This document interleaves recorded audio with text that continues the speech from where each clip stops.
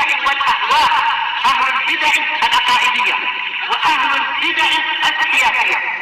نقول بيننا وبينكم السلف، بيننا وبينكم الكتب، كان فيقول البدع بيننا وبينكم. Bismillahirrahmanirrahim. Alhamdulillahilladzi arsala rasulahu bil huda wa dinil haq liyudhhirahu 'alad dini kullihi wa kafaa billahi shahida. Wa asyhadu an la ilaha illallah wahdahu la syarikalah iqraran bihi wa tauhida, wa asyhadu anna Muhammadan 'abduhu wa rasuluh sallallahu alaihi wa ala alihi wa sallama tasliman mazida la nabiyya ba'dah.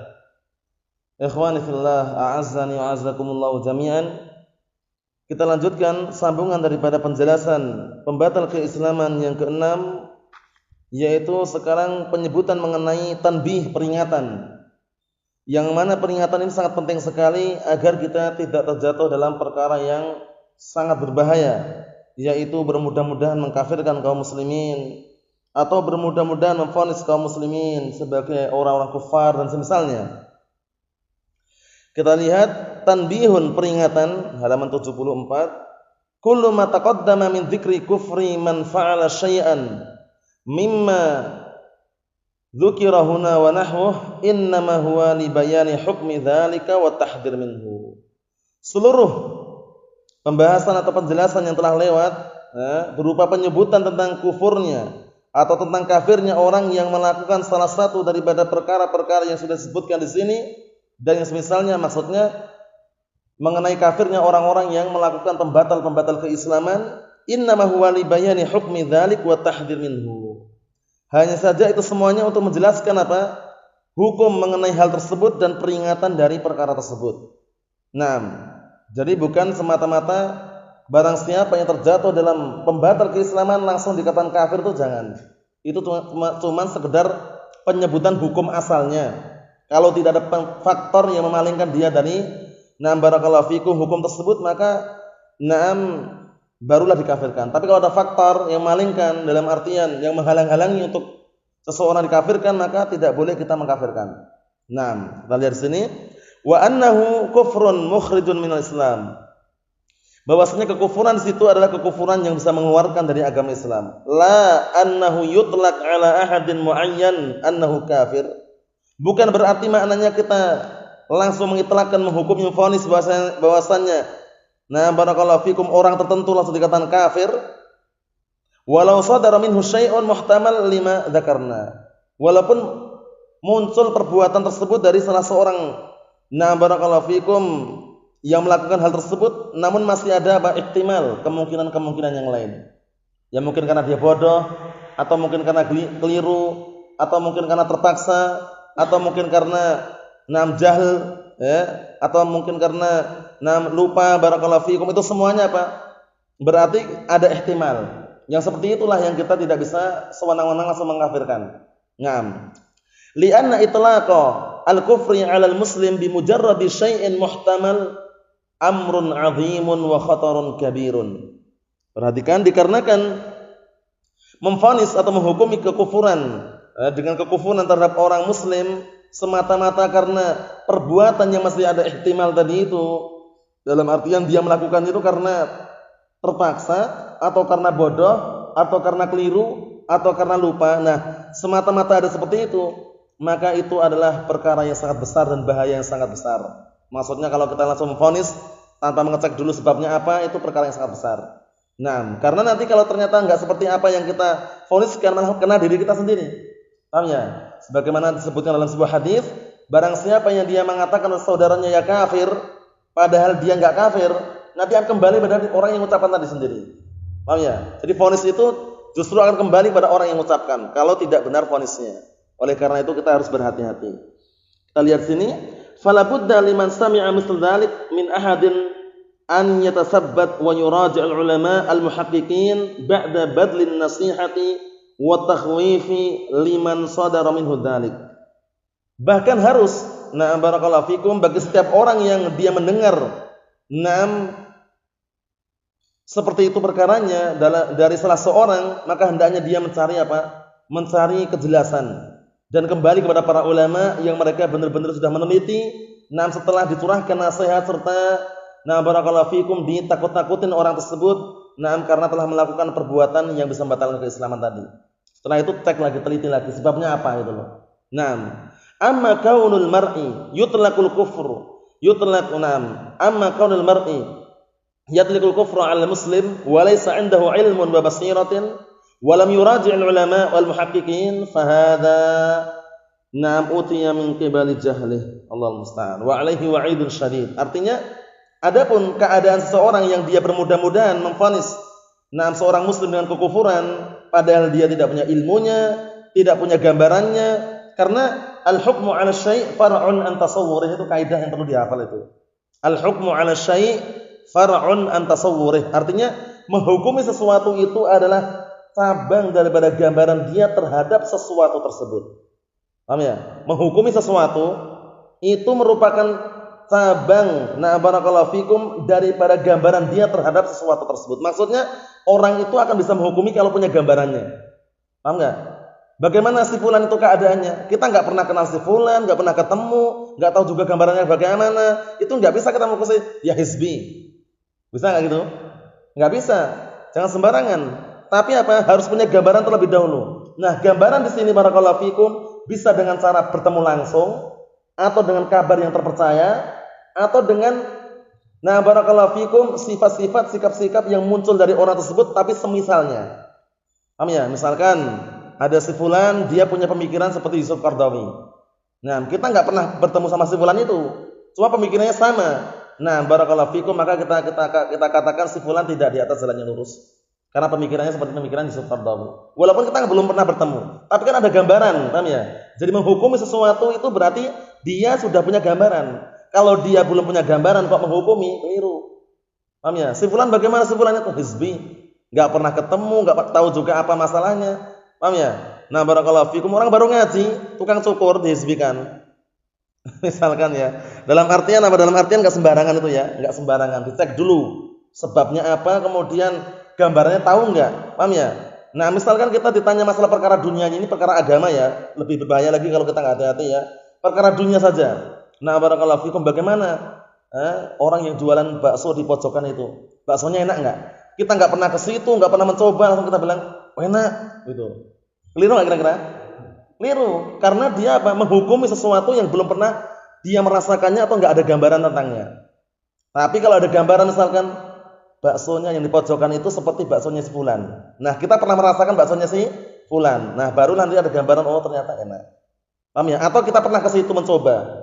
Paham ya? Atau ada yang mengabarkan dengan kabar yang jujur, terpercaya. Itu bisa. Nah, jadi jangan sampai kita bermudah-mudahan. Al-hukmu 'ala syai' far'un an tasawwurih, itu kaidah dalam ilmu usul. Nah, dalam artian jangan sampai kita keliru. Karena apa? Al-hukmu da'irun ma'illatih. Menghukumi sesuatu itu adalah cabang daripada gambaran dia terhadap sesuatu tersebut. Kemudian kaidah yang kedua, al-hukmu da'irun ma'illatihi. Paham ya?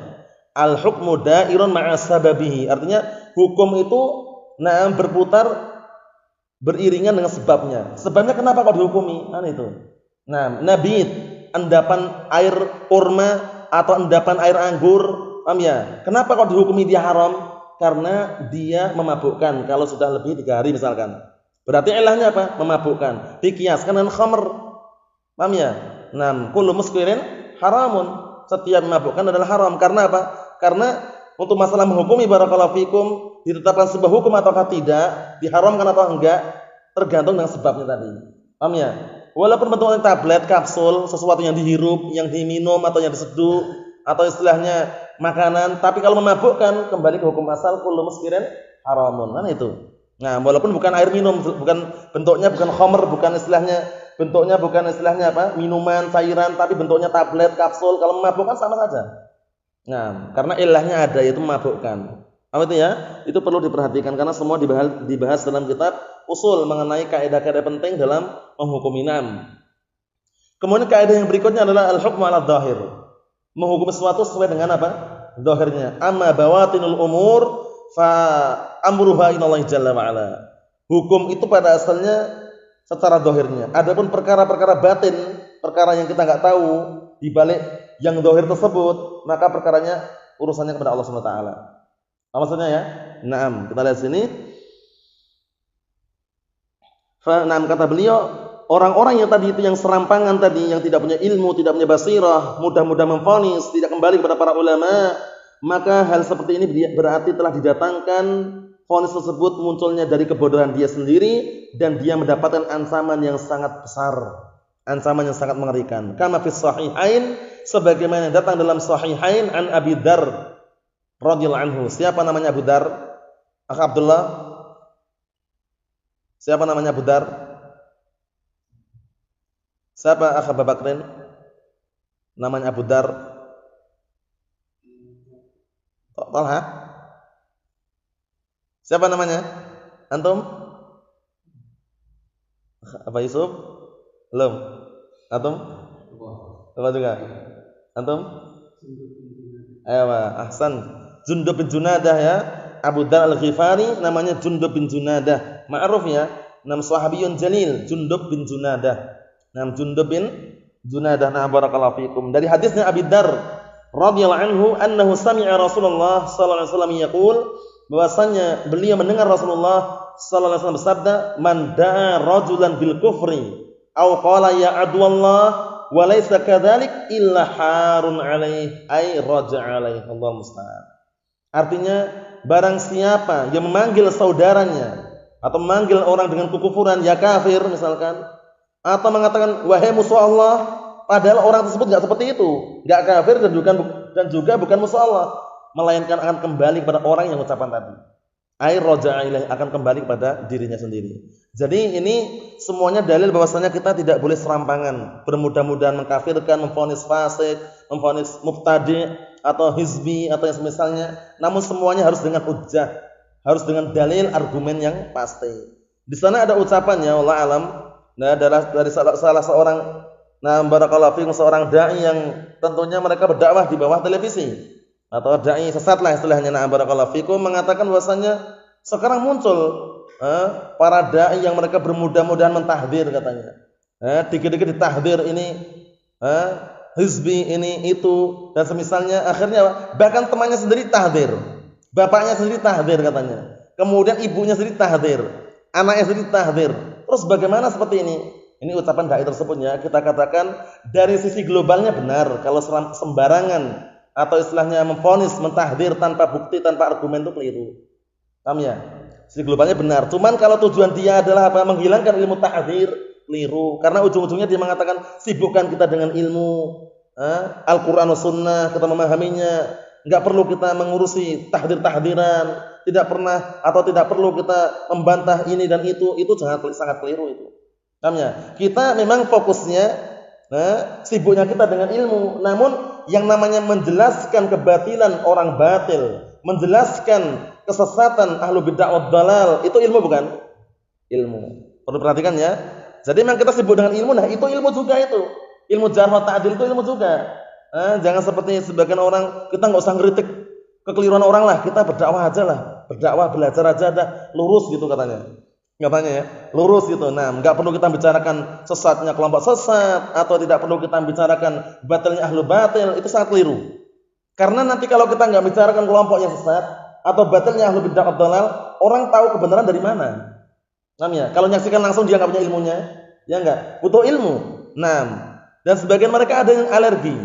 Alergi itu kalau sudah ustadznya atau gurunya bicarakan sejarah ta'dil, pura-pura minta izin ke kamar mandi, ada juga. Paham ya? Ada juga yang pura-pura ngantuk, itu ada juga. Ada juga yang pura-pura, istilahnya macam-macam alasannya. Paham ya? Nah, barakallahu fikum, istilahnya bukan di sini, maksudnya itu ada seperti itu. Allahul musta'an. Jadi yang tepat bagaimana? Yang tepat ilmu jarh wa ta'dil itu ilmu yang sangat mulia. Kalau agama Islam ini enggak ada jarh wa ta'dil, jarh itu mengkritik sesuai dengan apa? Orang yang berhak untuk dikritik, ta'dil itu memberikan rekomendasi bagi orang yang layak untuk memberikan rekomendasi. Kalau enggak ada itu, tidak akan tegak agama Islam ini. Ini masalah agama masalahnya ya. Perkara dunia aja sudah sering kita jelaskan berkali-kali ya. Yang namanya orang itu masalah ritual duniawiyah itu mesti ada jarh atau ta'dil. Nah, belanja di mana saja ada jarh wa ta'dil. Barangnya jelek, buruk atau busuk tinggalkan, ambil yang baik. Jarh wa ta'dil itu.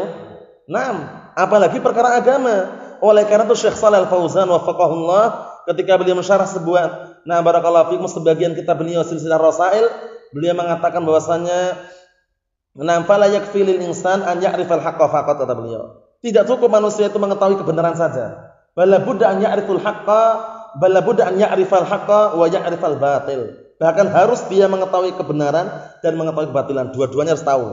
Tujuannya apa? Ya'riful haqqa min ajli an ya'mala bih wa ya'riful batila min ajli an yatajannabah. Artinya mengetahui kebatilan dalam rangka atau mengetahui kebenaran dalam rangka apa? Beramal dengannya, dan mengetahui kebatilan dalam rangka untuk menjauhinya. Nah, nasihat yang sangat mulia ya, Syekh Shalal Al-Fauzan wafaqahullah.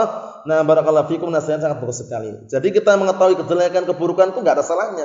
Tujuannya agar kita untuk berhati-hati. Araftu syarra la li syarri lakin li atawaqqihi wa man la ya'rifu syarra minal khairi yaqa'u fihi. Artinya kita mengetahui kejelekan bukan untuk kejelekan, tapi untuk berhati-hati dari kejelekan tersebut. Barang siapa yang tidak mau tahu kejelekan yang ada pada kebaikan tersebut, maka dikhawatirkan dia terjatuh dalam kejelekan tersebut. Nah, barakallahu fikum. Kemudian, mengenai hal tersebut hadis siapa? Hudzaifah ibnul Yaman. Hudzaifah bin Yaman yang beliau digelari dengan apa? Sahibus sir Rasulullah sallallahu alaihi wasallam, sahabat rahasianya Rasulullah sallallahu alaihi wasallam. Masalah fitnah yang paling dalam artian paling berilmu masalah fitnah, Hudzaifah bin Yaman. Naam. Suatu ketika para sahabat, kana ashabu Rasulullah sallallahu alaihi wasallam yas'alunahu 'anil khair wa ana as'aluhu 'anis syarr makhafatan an yudrikani. Semakna dan itu ya. Dahulu para sahabat Rasulullah sallallahu alaihi wasallam mereka bertanya kepada Rasulullah tentang kebaikan, sedangkan aku bertanya tentang kejelekan. Bayangkan itu. Tujuannya apa? Khawatir kalau seandainya kejelekan menimpa diriku. Nah, barakallahu fikum, seperti itu. Jadi, nah barakallahu fikum, perkaranya bukan perkara sembarangan, namun semuanya hendaknya ditegakkan hujjah dengan dalil. Nah, jadi kita tetap keliru ya kalau serampangan seperti itu, dihizbikan bapaknya, ibunya, anaknya sembarangan, ditahdir padahal enggak ada bukti, enggak ada dalil, enggak boleh. Tapi kalau ada bukti dan dalil walaupun itu keluarga sendiri, naam. Nabi Ibrahim alaihissalam bagaimana? Bapaknya ditahdir enggak bapaknya? Allah musta'an. Nabi Ibrahim alaihissalam bapaknya ditahdir enggak? Nah, Nabi Ibrahim alaihissalam bapaknya kafir enggak? Kafir. Nabi Ibrahim mentahdir bapaknya enggak? Mentahdir. Padahal bapaknya sendiri, bayangkan itu. Karena ada hujjah, ada dalilnya. Paham ya? Nah, barakallahu fikum. Nabi Nuh alaihissalam anaknya ditahdir enggak? Ditahdir, dinasihati, ya bunayya irkab ma'ana wa la takum ma'al kafirin. Wahai anakku, sini, naik perahu sini sama kami, jangan duduk-duduk sama orang kafir. Tahdir. Paham ya? Nah, barakallahu fikum, seperti itu. Jadi, masalah tahdir ini jangan sampai kita hilangkan secara total, itu jangan. Paham ya? Cuma diletakkan pada tempatnya. Kalau kita lihat tahdir-tahdiran banyak. Kalau mereka mengatakan enggak usah tahdir-tahdiran, pokoknya ilmu itu saja, ilmu lurus katanya. Benar lurus, tapi tahdir termasuk ilmu, paham ya? Tapi diletakkan pada tempatnya. Nah, kalau cuman mengatakan enggak ada ilmu tahdir itu, Nabi Ibrahim alaihissalam mentahdir bapaknya, paham ya? Nabi Nuh alaihissalam mentahdir anaknya. Nah, barakallahu fikum, seperti itu, dan banyak sekali dalilnya mengenai hal tersebut. Rasulullah juga mentahdir apa? Sebagian para sahabatnya yang keliru. Ya Mu'ad, afattanun anta ya Mu'ad? Apakah engkau tukang bikin fitnah wahai Mu'ad? Karena waktu itu Mu'ad bin Jabal memperpanjang bacaannya ketika menjadi imaman itu. Nah, kemudian juga Rasulullah pernah berkata pada sebagian sahabat, karena nah barakallahu fikum, pernah ada salah satu di antara mereka berbangga-bangga atau istilahnya menyeru dengan seruan jahiliyah. Innaka mar'un fika jahiliyah. Paham ya? Sungguhnya engkau adalah lelaki yang di dalamnya ada perkara jahiliyah. Tahdiran semua. Cuman semua diletakkan pada tempatnya. Semuanya diletakkan pada tempatnya. Yang haram, yang dilarang, yang la yajuz atau la yasluh itu adalah apa? Bermudah-mudahan memvonis tanpa hujjah, tanpa dalil, tanpa argumen. Paham ya? Nah, itu perlu diperhatikan. Yang terakhir, fayanbaghi lil muslim an yantabiha li hadza. Maka selayaknya bagi seorang muslim untuk perhatian terhadap perkara ini. Wa idza sami'a aw balaghahu an ahadin syai'an mimma taqaddam wa nahwa. Dan apabila dia mendengar atau ada orang yang menyampaikan sesedikit atau sesuatu dari apa yang telah kami sebutkan atau dari apa yang telah disebutkan berupa pembatal keislaman, fa'alaihi an yansahahu wa yukhawwifahu billah. Maka wajib atas orang tersebut menasihati terlebih dahulu. Ingat ya, menasihati terlebih dahulu. Engkau telah terjatuh dalam kekufuran. Nasihati dulu. Dan wa yukhawwifahu billah, dan juga menakut-nakuti dia agar takut kepada Allah Subhanahu wa taala. Naam. Wa yakhbirahu anna kalamahu aw fi'lahu khatirun jiddan, dan mengkabarkan kepada orang tersebut yang terjatuh tadi, ucapannya itu atau perbuatan tersebut bahaya sekali. Nah, wa yakhsha 'ala murtakibihi minal kufri akbar dan wa yakhsha 'ala murtakibihi minal kufri akbar dan juga dikhawatirkan terhadap orang yang melakukan perbuatan pembatal keislaman tersebut terus-menerus di atasnya. Nah, itu nanti akan terjerumus pada apa? Nah, barakallahu fikum, kekufuran yang sangat besar, yaitu apa? Keluar dari agama Islam. Kalau udah keluar dari agama Islam, nanti di dalam neraka itu kekal enggak, Akh Abdullah? Atau diampuni? Selama-lamanya? Nah, dalilnya mana?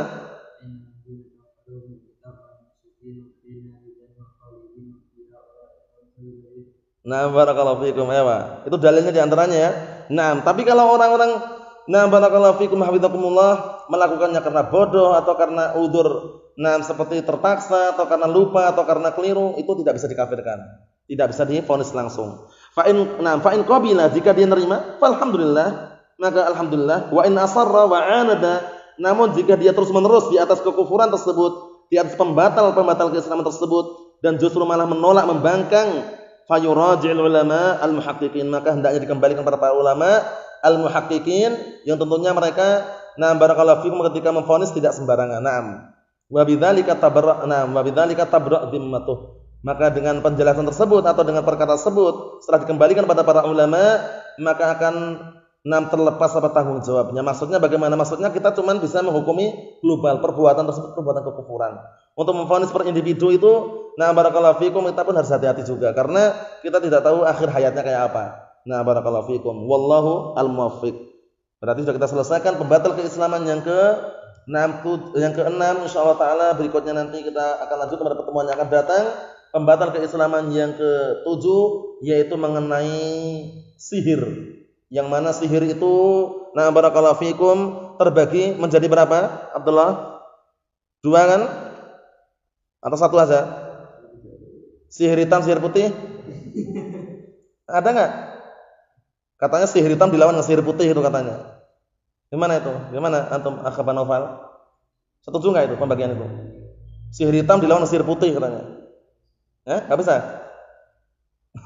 Barakallahu fikum, yang rajih wallahu alam, setiap orang yang belajar ilmu sihir mau hitam mau putih terjatuh dalam kekufuran. Paham ya? Karena ritualnya kalau antum saksikan dan antum perhatikan dalam kitab-kitab yang ada itu, dalam artian yang disebut para ulama, di antaranya sebelum mereka mendapatkan ilmu sihir itu mesti sudah terjatuh dalam kekufuran. Di antaranya menulis ayat-ayat Al-Qur'an di dalam kamar mandi, kemudian sebagian Al-Qur'an diinjak-injak. Kemudian menulis di kamar mandi tersebut pun bukan dengan tinta biasa, dengan darah haid. Bayangkan itu. Itu termasuk ritual yang dilakukan para tukang sihir. Allahul musta'an. Kemudian juga nanti macam-macam ritualnya. Ayat itu dibolak-balik, kemudian setelah dibolak-balik tersebut nanti dimasukkan dalam botolnya dikasih minyak, dibakar dan misalnya macam-macam.